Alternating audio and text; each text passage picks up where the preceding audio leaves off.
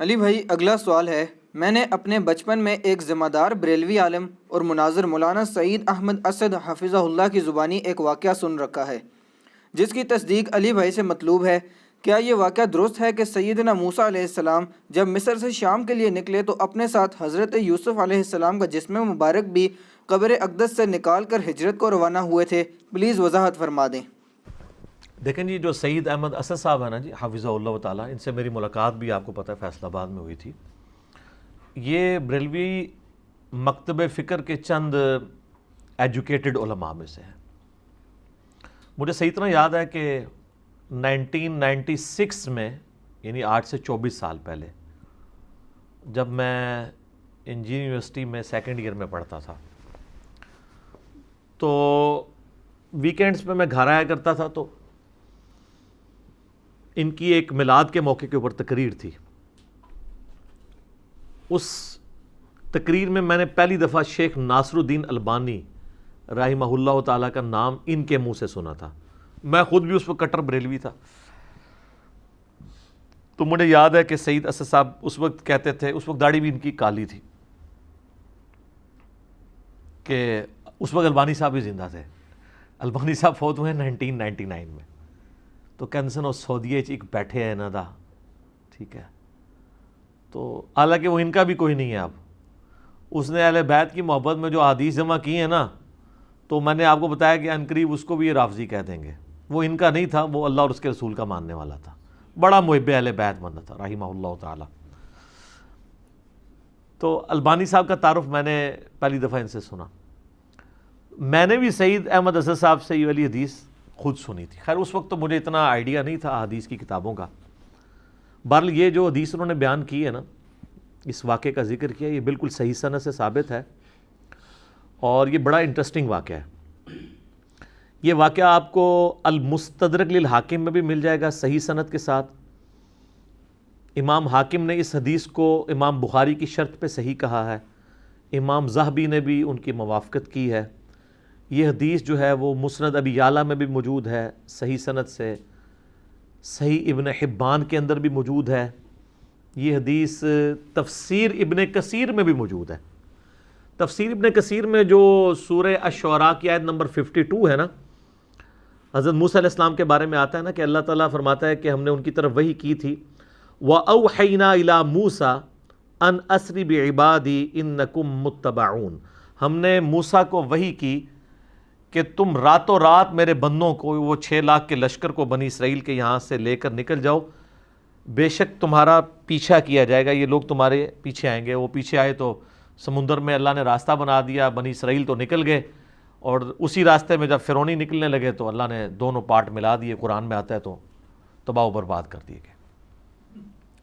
تو اس آیت کے کانٹیکسٹ میں یہ سورہ الشعراء پارہ نمبر 19 آیت نمبر 52 کے کانٹیکسٹ میں امام ابن کثیر اس حدیث کو لے کے آئے ہیں جو حاکم کے اندر موجود ہے، کہ نبی صلی اللہ علیہ وآلہ وسلم کسی گاؤں ایریا میں تشریف لے گئے، تو وہاں پہ ایک دیہاتی شخص تھا، اس نے آپ صلی اللہ علیہ وآلہ وسلم کی مہمان نوازی کی۔ آپ بڑے خوش ہوئے، آپ نے اٹھتے ہوئے فرمایا کہ کبھی موقع ملے تو تم ہمارے پاس بھی آنا، دعوت دے دی۔ اس کے لیے تو آنر کی بات تھی۔ کچھ عرصے بعد وہ نبی علیہ السلام کو ملنے کے لیے آیا، آپ صلی اللہ علیہ وآلہ وسلم نے اس کی خوب مہمان نوازی کی، ایک تو بدلہ اتر گیا۔ پھر آپ نے اینڈ پہ فرمایا مانگ کیا مانگتا ہے؟ اس نے کہا یا رسول اللہ ایک اونٹ چاہیے جس پہ میں اور میرے گھر والے سواری کر لیں، ہاں اس پہ کجاوا بھی ہونا چاہیے، یعنی اچھی سیٹیں لگی ہوئی ہوں، اور 2-4 بکریاں مل جائیں جن کا دودھ دو کہ میں اپنا اور اپنا فیملی کا سلسلہ چلا لوں۔ یار اس زمانے میں بس سبسسٹنس لیول پہ یہی لائف گزارنے کا ذریعہ ہوتا تھا۔ یہ آج کل تو ہم جو لائف گزار رہے ہیں نا، یہ اس وقت کا امیر آدمی بھی نہیں تھا گزار سکتا۔ گندم کے دانے، سال کے دانے پورے ہو جائیں، دودھ کے لیے بھیڑ بکری رکھی ہیں، اللہ اللہ خیر صلی اللہ، اور کوئی کام ہی نہیں ہے۔ یہ جو آسائشیں ہیں ان کی وجہ سے ہمارے لیے مصیبت کھڑی ہوگی۔ ایک اونٹ اور چند بکریاں مانگی، اور کس سے مانگ رہا ہے؟ اللہ کے نبی سے۔ جن سے آپ کچھ بھی مانگ سکتے ہیں وہ اللہ سے لے کے دے سکتے ہیں. تو نبی اسلام فرمایا اوے تجھ سے تو وہ بنی اسرائیل کی بڑھی اچھی رہ گئی، اوے جس نے موسیٰ علیہ السلام سے تو اس سے بہت بڑی چیز مانگ لی تھی. اچھا، تو صحابہ نے کہا یا رسول اللہ وہ بڑھیا کا کیا قصہ ہے؟ تو آپ فرمایا کہ ہوا یوں کہ جب بنی اسرائیل مصر سے نکلے شام جانے کے لیے موسیٰ علیہ السلام کے ساتھ، تو وہ راستہ بھول گئے. تو حضرت موسیٰ علیہ السلام نے جو بنی اسرائیل کے علماء تھے نا ان کو بلایا، ان سے مشورہ کیا جائے کہ یہ مسئلہ کیا ہے.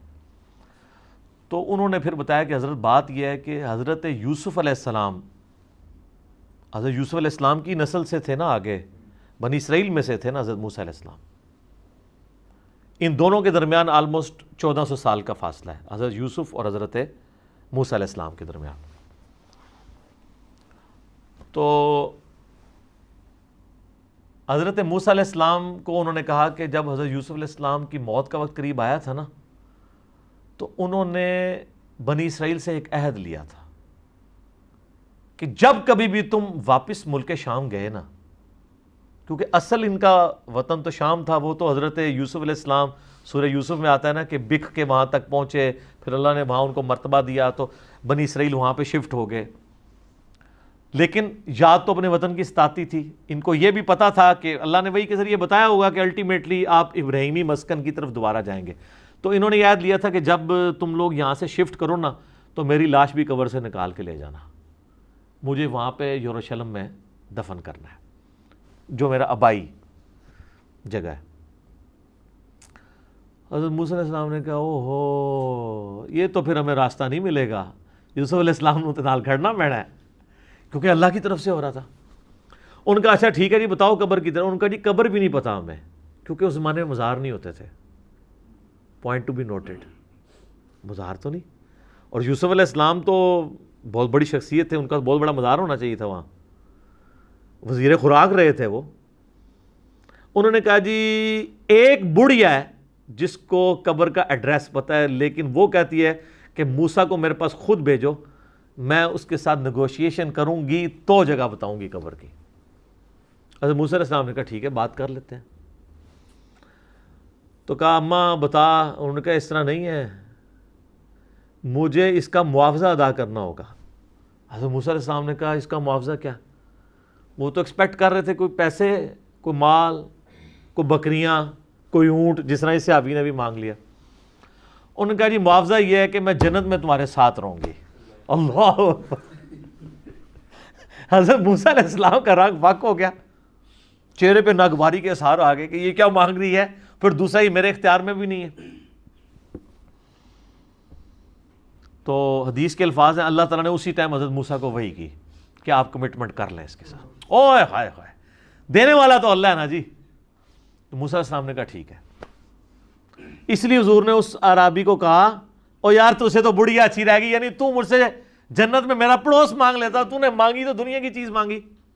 جس طرح کہ صحیح مسلم میں آتا ہے کہ ایک صحابی تھے ربیہ، نبی علیہ السلام کو وضو کروایا کرتے تھے. ایک دن سمندر رحمت جوش میں آیا، فرمایا سل ربیہ، ربیہ کیا مانگتا ہے؟ وہ بھی تیاری کر کے بیٹھے سے. انہوں نے کہا یا رسول اللہ جنت میں آپ کا پڑوس.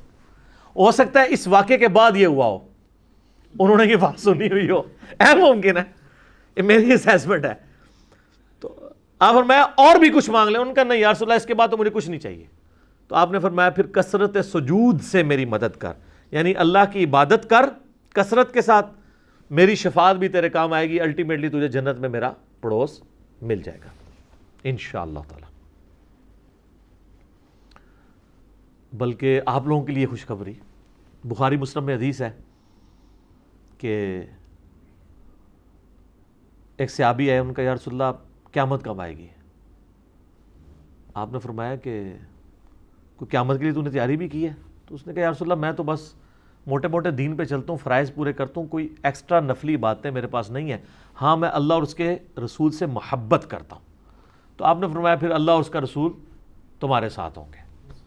حضرت انس بن مالک کہتے ہیں کہ اسلام لانے کے بعد رسول اللہ کے کسی فرمان سے ہمیں اتنی خوشی نہیں ہوئی جتنا اس فرمان سے ہوئی کہ جو اللہ اور اس کے رسول کے ساتھ محبت کرتا ہے اللہ اور اس کا رسول قیامت والے دن اس کے ساتھ ہوں گے، یعنی اسے بھی پڑوس مل جائے گا اور پھر حضرت انس بن مالک کے الفاظ ہیں بخاری مسلم میں، اے اللہ میں اللہ سے، اس کے رسول سے، حضرت ابو بکر عمر سے محبت کرتا ہوں، گو میرے اعمال ابو بکر عمر والے نہیں ہیں، لیکن یا اللہ مجھے بھی اپنا اور اپنے محبوب کا ساتھ قیامت والے دن نصیب فرما، آمین۔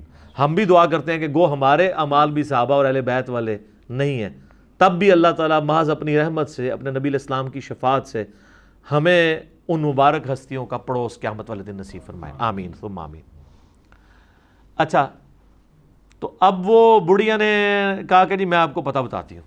اب وہ بڑھیا جناب ان کو ایک تالاب کے اوپر لے آئی، حدیث کے الفاظ ہیں وہ تالاب بھی بالکل سبز ہو چکا ہوا تھا، یعنی بہت پرانا تالاب تھا، کوئی اتنا یوز میں بھی نہیں تھا، کوئی سمجھ لیں آج کل جس طرح کیچڑ والا کوئی جوہڑ ہوتا ہے۔ اس نے کہا جی اس پانی اس کا نا تالاب کا باہر نکلوائیں، اس تالاب کو خشک کریں۔ تو تالاب خشک کیا گیا، تو اس کی بیسمنٹ کے اندر اس نے نا ایک جگہ لوکیٹ کی کہ یہاں پہ آپ کھودیں، یہاں پہ ان کی قبر ہے۔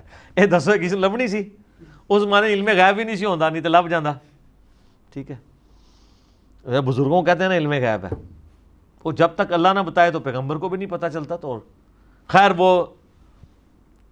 قبر کھودی، اور حدیث کے الفاظ ہیں کہ انہوں نے حضرت یوسف علیہ السلام کا جسد انور نکالا، تو پھر بنی اسرائیل کے لیے جو ہے نا راستہ بالکل واضح ہو گیا، پھر وہ اپنے سفر پہ چل پڑے۔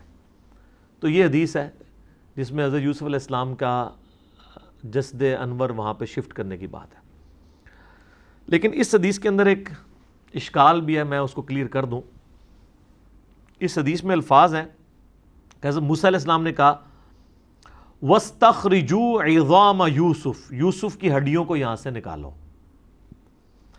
اس کی وجہ سے بعض لوگ یہ کہتے ہیں کہ جی یہ تو حضرت یوسف علیہ السلام کا تو جسم معاذ اللہ سلامت نہیں تھا، وہ تو ہڈیاں شفٹ کی گئی ہیں۔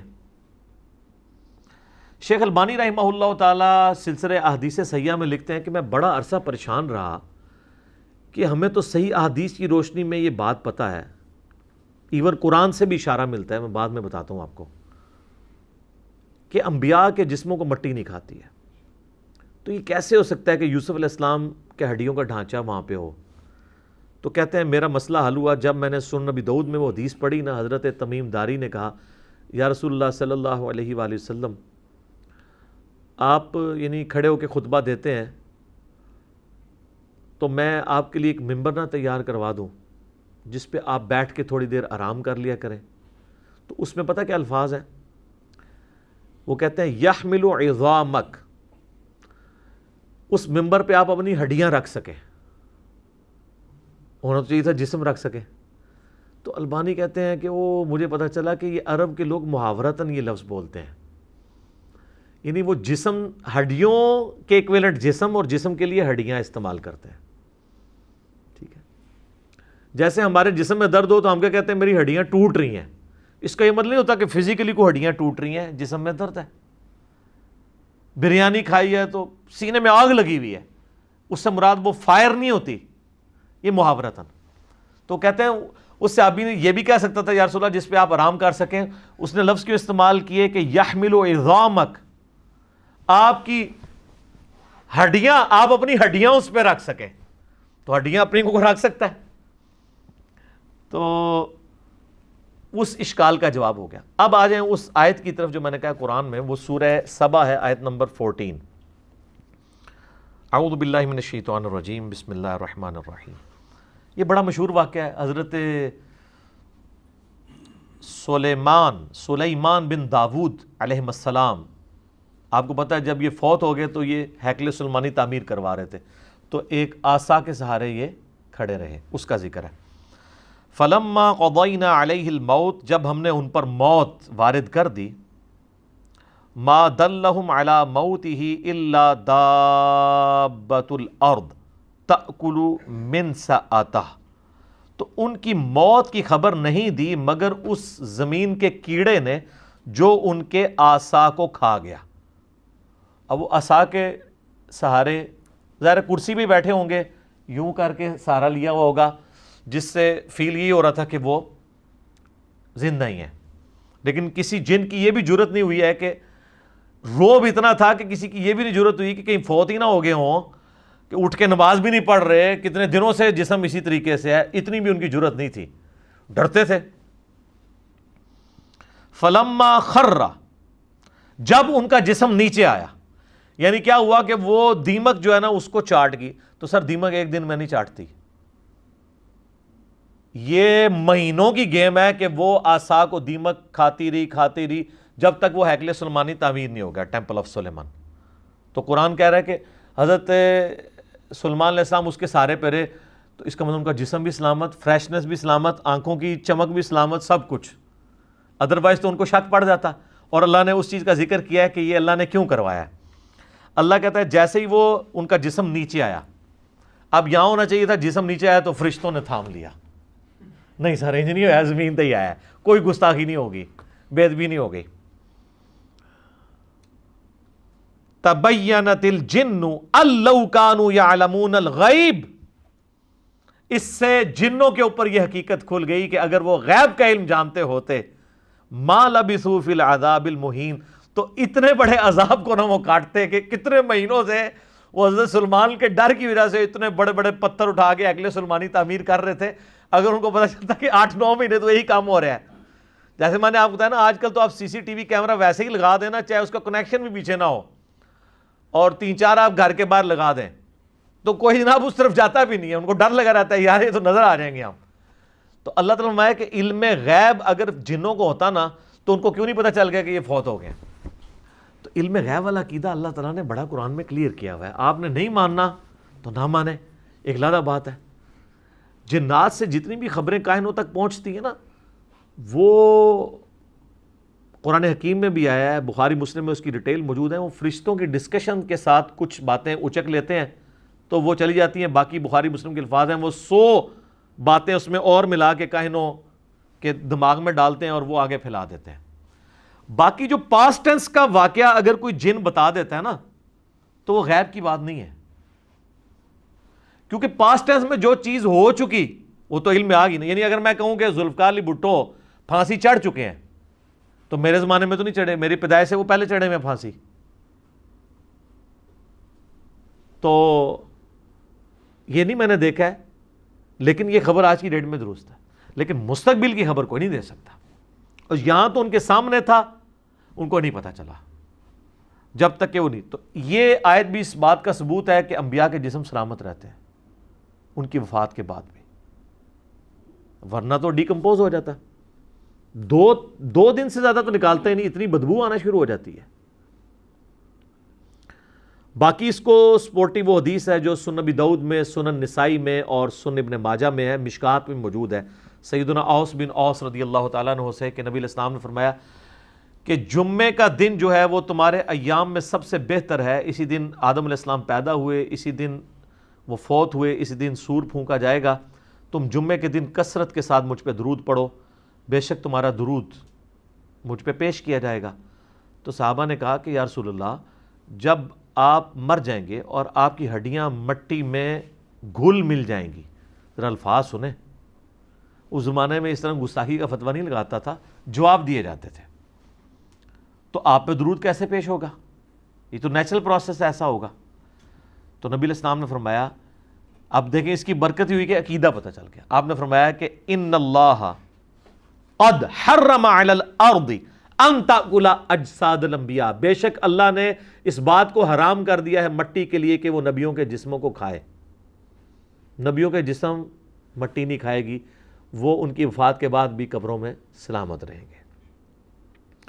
اچھا، اس حدیث کو آلموسٹ سارے محدثین نے صحیح کہا ہے، اس حدیث کو امام حاکم نے بھی صحیح کہا، امام ذہبی نے موافقت کی، صحیح ابن حبان میں بھی ہے، امام ابن حبان نے بھی صحیح کہا، امام نووی نے بھی ٹھیک کہا، امام ابن قیم نے بھی ٹھیک کہا، لیکن امام بخاری کی ریزرویشن ہے اس حدیث کے اوپر، عقیدے کے اوپر نہیں، حدیث کے اوپر۔ وہ کہتے ہیں اس حدیث میں جو ایک راوی ہے نا، اس راوی کا نام ہے عبد الرحمن بن یزید بن جابر، وہ کہتے ہیں یہ بن جابر نہیں ہے، وہ تو ثقہ راوی ہے، یہ بن تمیم ہے جو ضعیف راوی ہے، جبکہ باقی سارے محدثین کہتے ہیں نہیں وہ بن جابر ہی ہے، بن تمیم نہیں ہے۔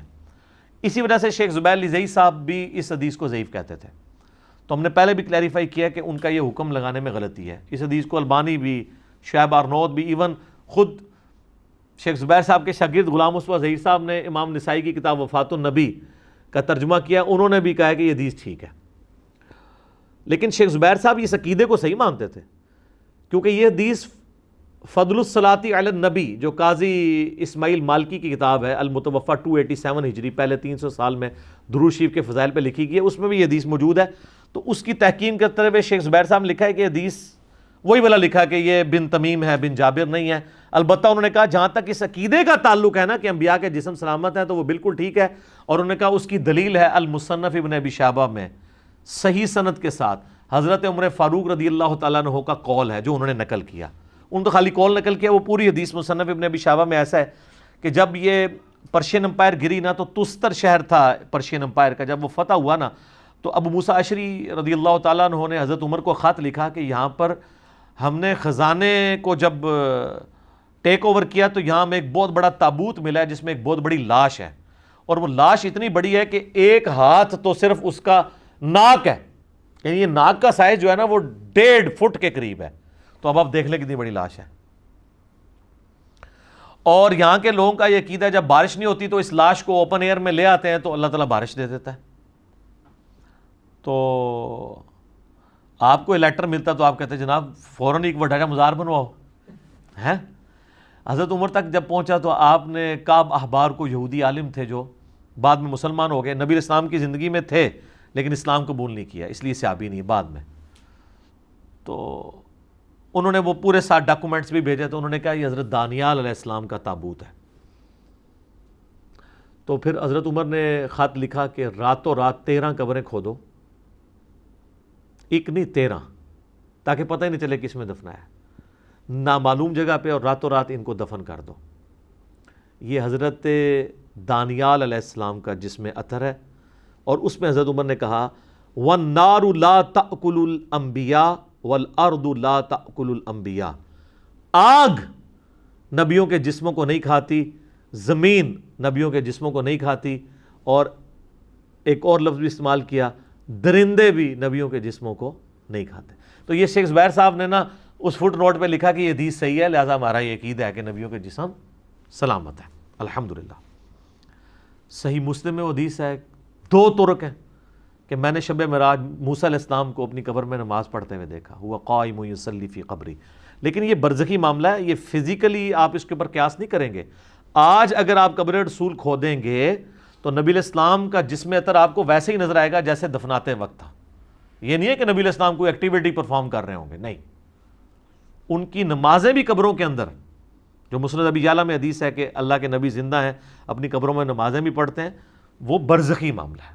وہ تو چھوڑ دیں، سنن ابن ماجہ میں تو یہاں تک ہے کہ جب عام ایک مومن مردے کو بھی جب قبر میں رکھا جاتا ہے نا، فرشتے سوال کے لیے آتے ہیں تو وہ اٹھتا ہے تو اس کو عصر کا وقت دکھایا جاتا ہے کہ غروب آفتاب ہونے والا ہے، تو وہ کہتا ہے مجھے چھوڑ دو میں پہلے نماز پڑھ لوں. ٹھیک ہے، یہ تو عام مومن کے لیے بھی ہے. تو انبیاء تو خیر بہت اعلیٰ درجے کے.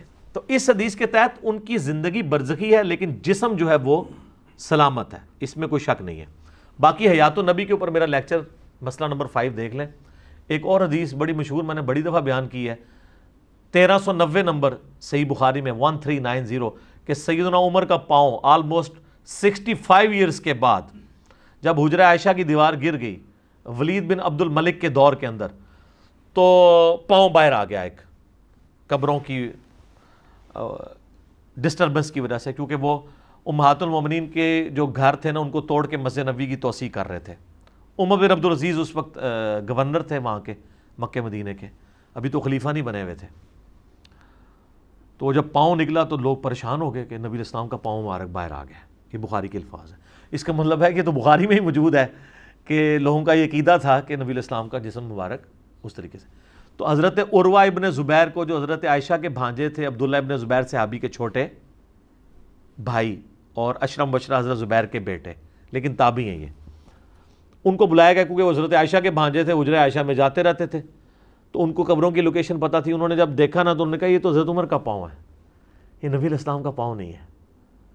اچھا اس میں کہیں نہیں لکھا کہ وہ پاؤں جب نکلا ایسے تو وہ حضرت عمر نے وہ پاؤں واپس اندر کھینچ لیا.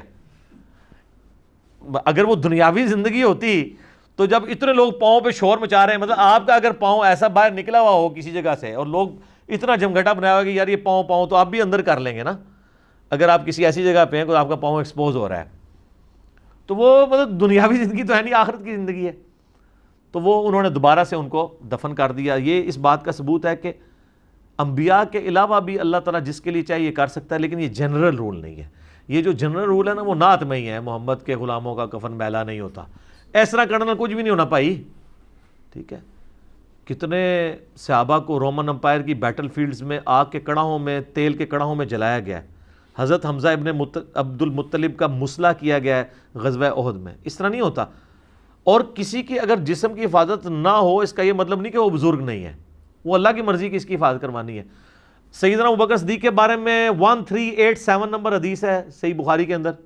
انہوں نے تو اوورال امت کو عقیدہ دے دیا ہے. اما عائشہ کو بلایا، اس پہ امام بخاری نے باب باندھا ہے سوموار کے دن کی موت کی فضیلت، کیونکہ نبی علیہ السلام سوموار کو فوت ہوئے تھے. امام بخاری نے باب باندھ کے حدیث لی ہے 1387 صحیح بخاری میں. اما عائشہ سلام اللہ علیہا کو بلایا حضرت ابوبکر نے نزا کے عالم میں، کہا کہ بیٹا نبی علیہ السلام کو کتنے کفن میں دفن کیا گیا تھا؟ انہوں نے کہا 3 کپڑوں کے اندر.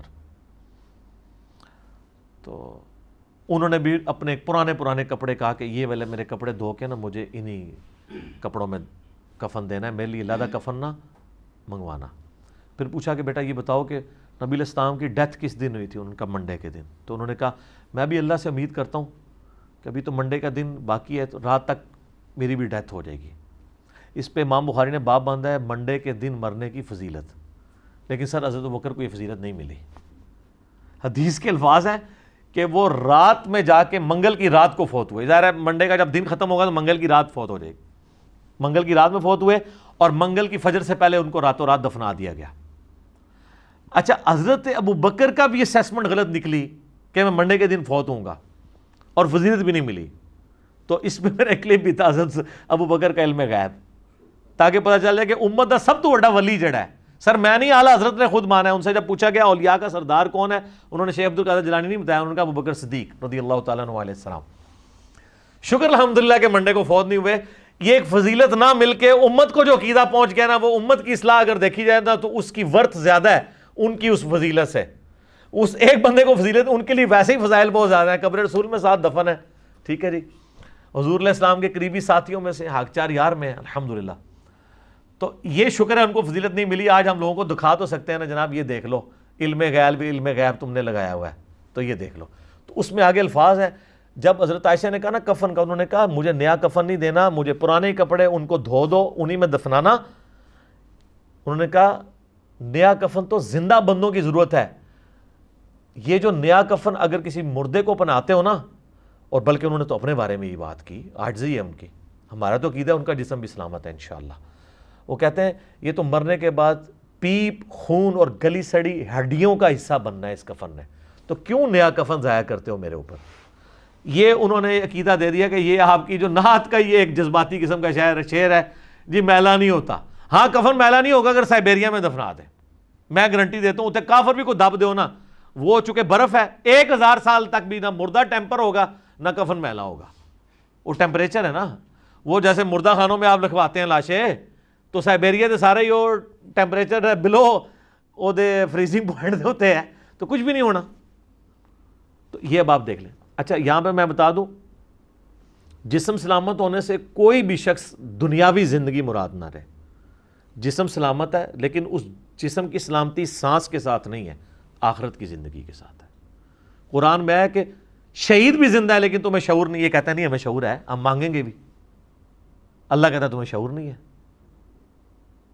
تو اتنی کہانیاں کرواتے ہیں یہ لوگ، خصوصاً دیوبندیوں اور بریلویوں نے تو باقاعدہ لکھا ہے کہ یہ تو دنیاوی زندگی ہے قبر میں. سر المؤنت میں انہوں نے لکھا ہے کہ نبی علیہ السلام کی جو قبر میں جو حیات النبی ہے یہ دنیاوی ہے. لفظ لکھا ہے دنیاوی، حالانکہ وہ آخرت کی زندگی ہے. وہ تو دنیا کہاں سے آ گئی. اور اعلیٰ حضرت تو تمہیں پتہ ہے کھلے ڈولے بندے سن، وہ ایک سٹیپ آگے گئے ہیں. ملفوظات اعلیٰ حضرت میں انہوں نے لکھا ہے کہ جب کسی نے سوال کیا کہ آپ کہہ رہے ہیں ولی بھی زندہ ہے نبی بھی زندہ ہے، تو دونوں کی زندگی میں فرق کیا ہے؟ انہوں نے کہا انبیاء کی جو زندگی ہے قبروں میں وہ برزخی تو ہے لیکن یہ حصی دنیاوی ہے. حصی حصی کا مطلب کیا ہے کہ آپ کسی کو چٹکی کاٹتے ہیں تو اس کو فیل ہو، اور دنیاوی. اور انہوں نے کہا اگر پھر نہ یقین آئے تو ہمارے بزرگ تو پہلے ہی فرما گئے ہیں، شیخ زرقانی، کہ نبیوں کی بیویاں ان کی قبروں میں ان پہ پیش کی جاتی ہیں، ان کے ساتھ شباشی بھی کرتے ہیں. بولے اعوذ باللہ تعالیٰ.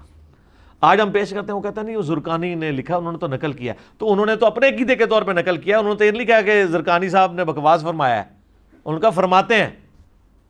ٹھیک ہے. تو فضائل حج میں شیخ زکریا کاندلوی نے فضائل درود میں فضائل مال کا ایک چیپٹر ہے، اس میں انہوں نے لکھا ہے.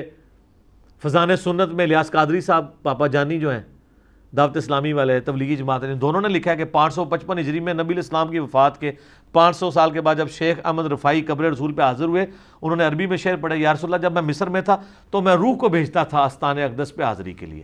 کوئی اپنی روح اس طرح بھیج سکتا ہے؟ مجھے بتائیں. اب جسموں کے ملاپ کی باری آئی ہے تو اپنا دست اقدس قبر سے باہر نکالیے، میں اس کو بوسہ دوں. تو کہتے ہیں 90,000 لوگوں کی موجودگی میں ہاتھ مبارک باہر نکلا اور شیخ احمد رفاعی نے بوسہ دیا، اور ان میں شیخ عبد القادر جیلانی کا نام نامی بھی ذکر کیا جاتا ہے کہ وہ بھی یہ منظر دیکھ رہے تھے. حالانکہ شیخ عبد الجیلانی کو بیچاروں کو پتہ بھی نہیں ہوگا میرے ساتھ کیا منسوب انہوں نے کر دیا. میں کہتا ہوں جی بڑی بدبختی ہے کہ وہ منظر دیکھ رہے تھے، انہوں نے خود ہاتھ نہیں چوم لیا، میں انجین نہیں کر لگا. ٹھیک ہے. اور سارے 90,000 بدبخت نے کہ نبی الاسلام دا ہاتھ مبارک باہر نکلے ہے تو ظالمو تسی کیوں نہیں چومیا؟ اور حضور کے اخلاق سے یہ چیز بعید ہے کہ آپ علیہ السلام جو ہے ایک کو چموا دیں اور باقیوں کو محروم رکھیں. ایک بار جو تو جناب باہر آیا سی پھر سارے نو ہی زیارت کرنی چاہیے سی، چومنا چاہیے سی. سب کہانی جھوٹ ہے. یہ ہاتھ کبھی سیدہ فاطمہ کے لیے نہیں نکلا، کبھی اماں عائشہ کے لیے نہیں نکلا جب وہ جمل پہ گئیں اور بعد میں شرمندہ بھی ہوئیں اپنے اس سفر پہ کہ بھئی نہ جاؤ ادھر. کبھی حضرت عمر کے لیے نہیں نکلا.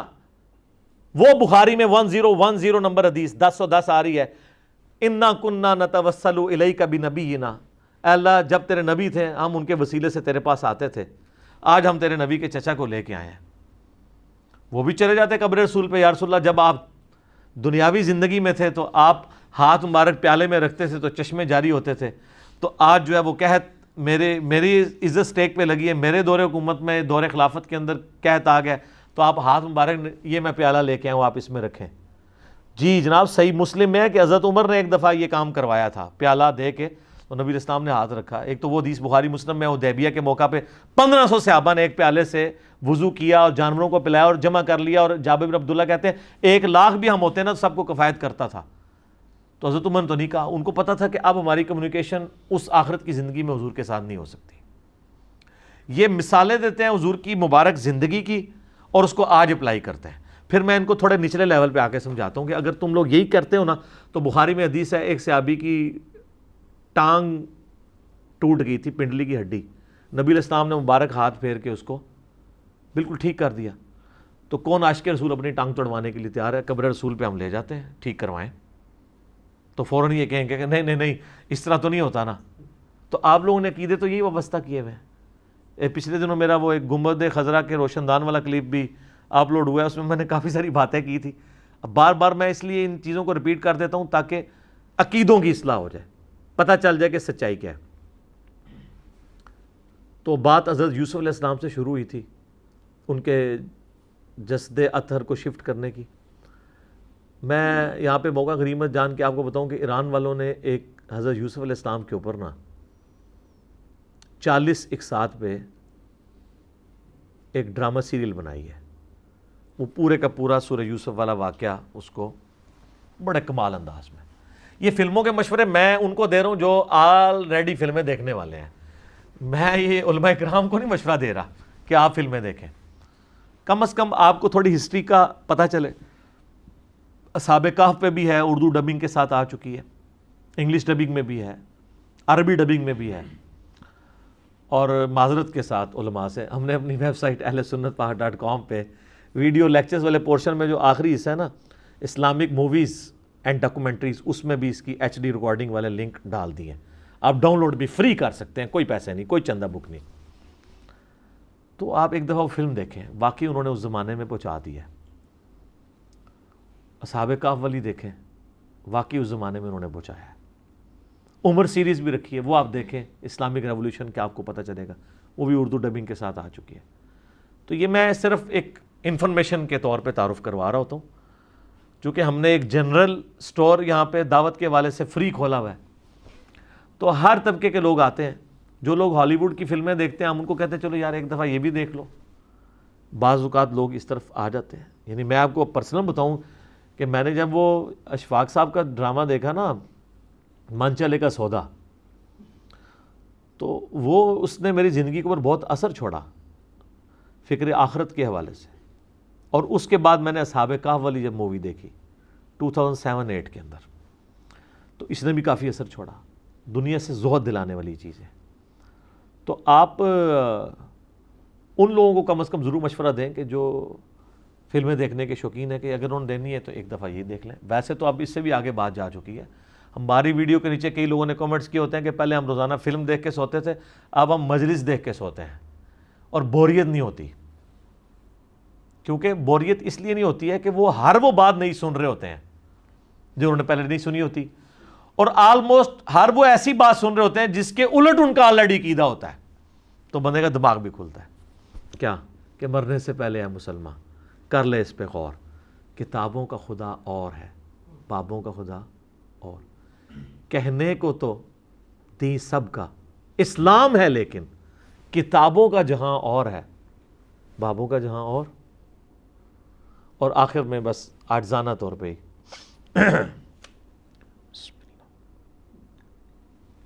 کہ نہ میں وابی نہ میں بابی، میں ہوں مسلم علمی کتابی۔